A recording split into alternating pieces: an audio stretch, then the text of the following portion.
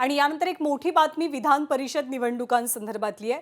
महायुतीमध्ये या निवडणुकीच्या जागा वाटपावरनं घोळ पाहायला मिळतोय। जवळपास सगळ्या जागांवरती एकमत झालेलं असून एका जागेवरचा तिढा हा अजूनही कायम असल्याची माहिती मिळते। आज एक एकत्र बैठक झाली। एकनाथ शिंदे, चंद्रशेखर बावनकुळे, रवींद्र चव्हाण या बैठकीला उपस्थित होते। पण आजच्या बैठकीमध्ये सुद्धा या एका जागेवर तोडगा निघू शकलेला नाही अशी माहिती मिळते। सकाळी सुद्धा भाजपकडून हे स्पष्ट करण्यात आलं होतं की जवळपास 99% जागा वाटप निश्चित झालेलं आहे, फॉर्म्युला ठरलेला आहे।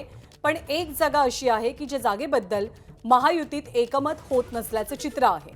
आता ती जागा नेमकी कोणती, ती जागा विदर्भातली आहे, ती जागा कोकणातली आहे, याबद्दल उत्सुकता वाढू लागलेली आहे। एकनाथ शिंदेंच्या शिवसेनेनं 17 पैकी 7 जागांचा आग्रह धरल्याची सध्याची माहिती आहे। आपले प्रतिनिधी अक्षय भाटकर आपल्याला अधिक माहिती देतील। अक्षय, कोणतीही ती एक जागा आहे की ज्यावरचा तिढा सोडवणं महायुतीला शक्य झालेलं नाहीये? अक्षयशी बहुधा आपला संपर्क तुटलेला आहे। पुन्हा एकदा आपण अक्षयशी बोलण्याचा प्रयत्न करू। पण आज महायुतीची विधान परिषदेच्या जागा वाटपासंदर्भात म्हणा किंवा फॉर्म्युला निश्चिती संदर्भात एक बैठक पार पडली। जून महिन्यात 17 जागांसाठी विधान परिषदेची निवडणूक पार पडतेय। एबीपी माझा, उघडा डोळे बघा नीट।